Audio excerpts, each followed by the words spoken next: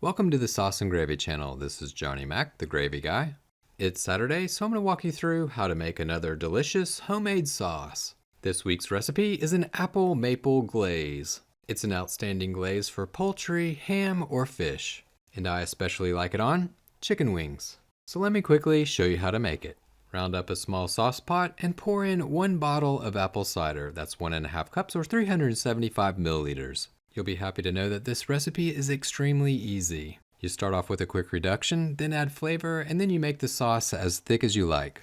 So begin with the reduction. Crank your burner up to medium to high heat and bring the apple cider to a simmer.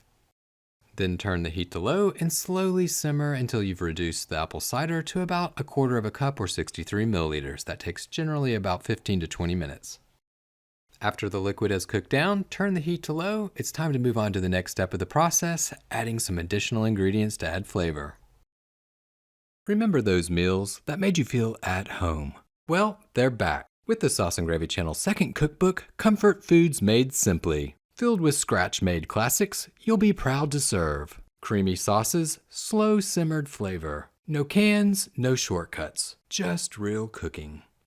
Step-by-step recipes, real ingredients, and QR codes to transport you to free video tutorials to help guide you. Cook with confidence, share with love. These are the meals they'll never forget. See the link in the video's comment and description section to order now. Real comfort starts now. First off, maple syrup. 4 tablespoons, that's 1/4 cup, or 63 milliliters.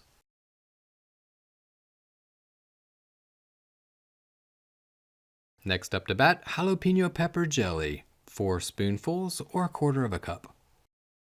And if you don't have jalapeno pepper jelly, a good substitute would be apple jelly. To that, you'll add a tablespoonful of whole grain mustard. Hit the spice rack and drop in 1/4 teaspoon of allspice. You'll also want to add 1/8 teaspoon or less of nutmeg. If you'd like to add some heat, drop in some red pepper flakes or some cayenne pepper. It's homemade, so you can make it how you like it. Grab a spoon and mix over low heat. Your goal at this point is to dissolve that jelly into the liquid. Bring the sauce to a light simmer and let it cook for about 2 to 3 minutes. At this point in the glaze making process, you have a few different options associated with the thickness of the glaze.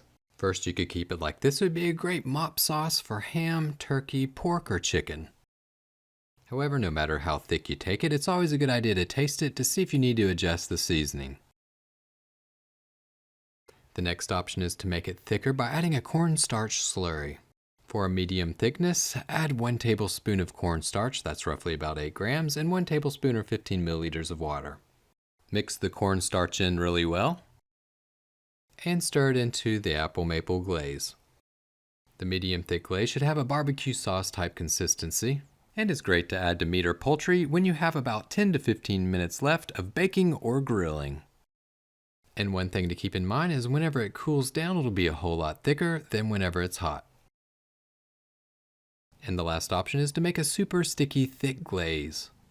For this option, your cornstarch slurry will need 2 tablespoons or 16 grams of cornstarch and 2 tablespoons or 30 milliliters of water. Stir the cornstarch into the sauce. Once it comes to a simmer, it'll noticeably become thicker. Once the glaze starts to thicken up, you can turn off the heat. The super thick and sticky glaze is perfect for applying at the tail end of cooking or adding to the meat, fish, or poultry after it's been cooked. And that's what I'm going to do today. I roasted 2 pounds or 1 kilo of chicken wings in the oven at 400 degrees Fahrenheit or 204 degrees Celsius. Baked it for a little over an hour, and the chicken had an internal temperature of over 165 degrees Fahrenheit or 74 degrees Celsius. An easy way to glaze the chicken wings is to add them to a bowl and then spoon or dump the glaze on top of the wings. Use the spoon to stir up the chicken wings to coat them with the glaze, or you can take the bowl in your hands, give it a toss, shimmy and shake it until the wings are fully coated. And that's all there is to it. That's how you make an apple maple glaze. Thank you so much for watching the Sauce and Gravy channel. If you found this recipe helpful, be sure to hit that like button. And hey, you know what? If you found it helpful, share it with your friends. They might find it useful too. Thanks again for watching, and remember, until next Saturday, it's just you, me, and the sauces. Keep whisking, y'all.